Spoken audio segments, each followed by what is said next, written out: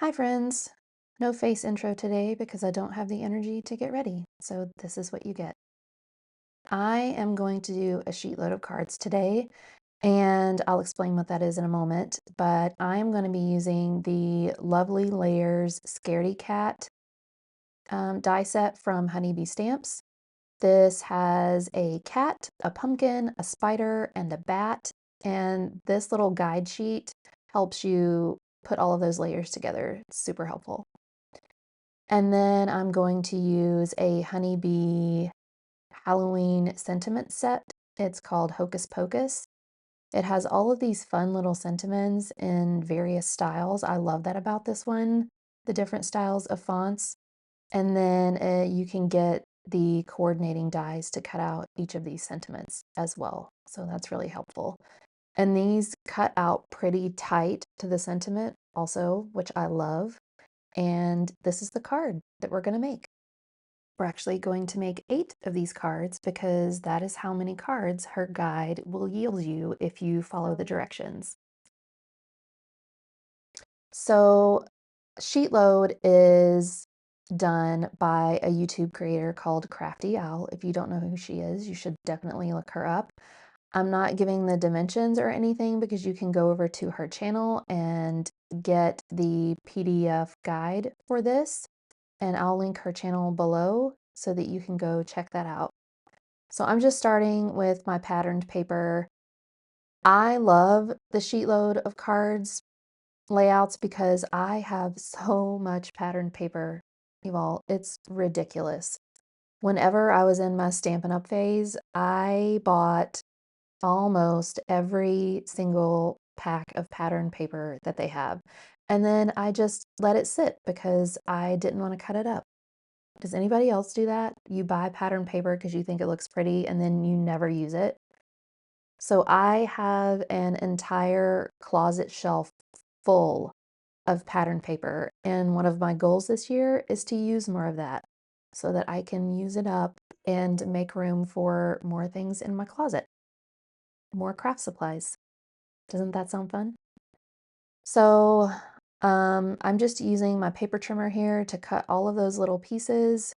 I did it the hard way at first, and then I figured out an easier way to do it, which you'll see here in a moment. I was just putting it into the right side of my paper trimmer. Don't do that. Just slide it across like you'll see me do here in a second. And I was just like, oh, this is so much easier. Why didn't I do it this way to start with? Yeah. So I'm just going to work through all my pattern paper here. My camera is going in and out again. I think it tries to focus on things that are in the top right of my camera view here. So I'm going to have to remember to stop putting things over there so that it doesn't try to focus on it.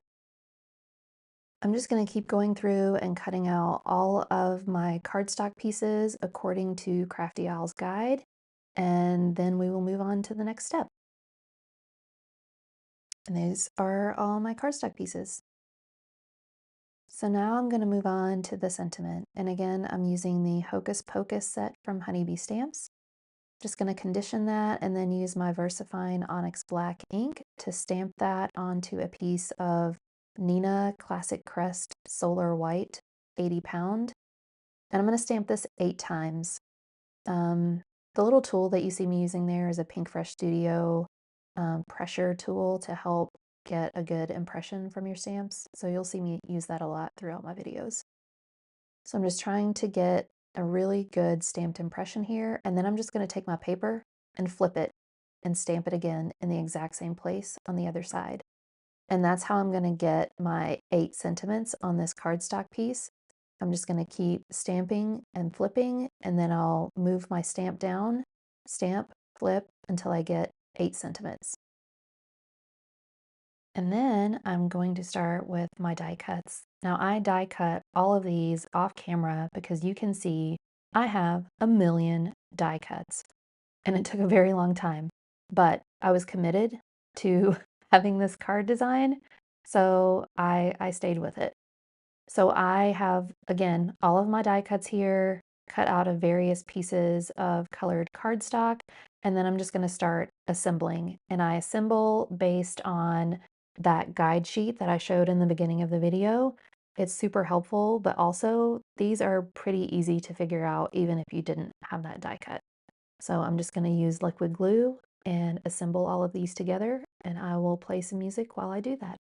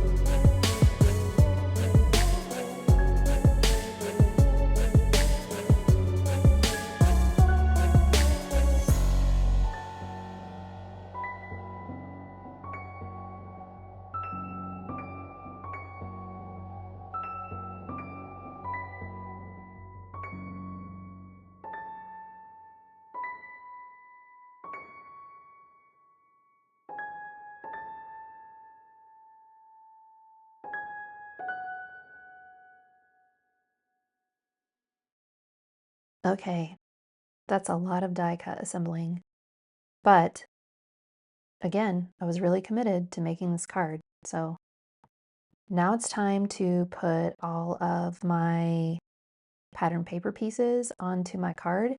So I started with just dry fitting them all to my card, and then once I knew how I wanted them to look, I started adhering those down. And I'm just going to go through and do all 8 of my cardstock panels. I started with the outside most pieces first, and then I just kind of filled in the rest so that I had good spacing on all of that. I recommend doing that because it's really easy to get off center on these if you don't start on the outside. Kind of like putting a puzzle together. Do your outside pieces first. And then I realized that when I stamped all the insides of my card, I did them in the wrong orientation. So I started over and did them all in landscape form. So I'm just going to get my Misti stamping tool here, and I'm going to mass produce. I'm just going to get my sentiment stamp, line that up, and then stamp all 8 of my insides. The amount of times I have done this where I have tried to mass produce and did my insides ahead of time and forgot what orientation the front of my card is, it's scary. And everybody makes mistakes. But the important thing is to learn from them. And I'm working hard on that last part. So bear with me. So I'm just going to line that up, and then I'm going to stamp it 8 times with my Versafine Onyx Black ink, just like I did the first time, and I'll save all of my portrait pieces for another card. Everything is fine. We can always use them. Now that my insides are done, it's time to work on the fronts. So I'm just taking my circle piece of vellum, and then I'm going to place all of my die cuts that I want on the front of my card.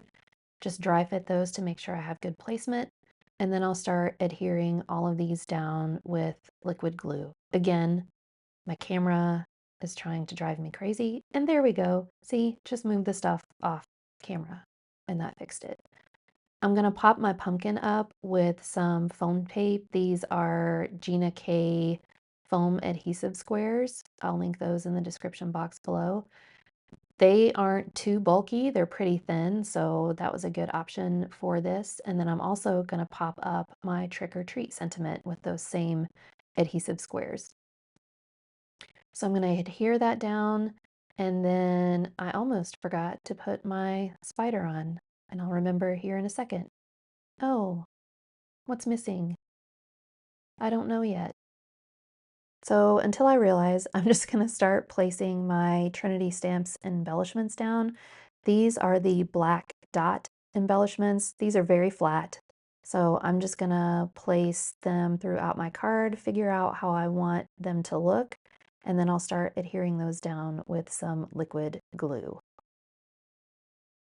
And I finally realized, oh, my spider. So I'm going to glue him right on top of my pumpkin there, and that's the end of my card front. So I took a black card base, and I'm just going to adhere my card front down to that with some liquid glue. And then I'll take the inside and adhere that down also with liquid glue. I thought about putting some embellishments on the inside too, which you'll see here in a second, but then I just decided to use this cutie little bat, and that's all that needed to go on the inside. And again, I got an ink smudge on the inside, so I had to use my mono sand eraser to get that off. And then I'll just adhere my little bat guy down. And it looked off to me, and I was like, oh, maybe I'll just add some embellishments. But then I decided that looks like it's too much, so now she's done. And I just went through and finished all 8 of these cards in the exact same way. And this is the finished product. And that's what you can get from a sheet load of cards. If you want the dimensions and instructions, I'm going to link Crafty Owl's YouTube channel in the description box below. And as always, don't forget to like and subscribe, or I'll be very, very sad. Thank you.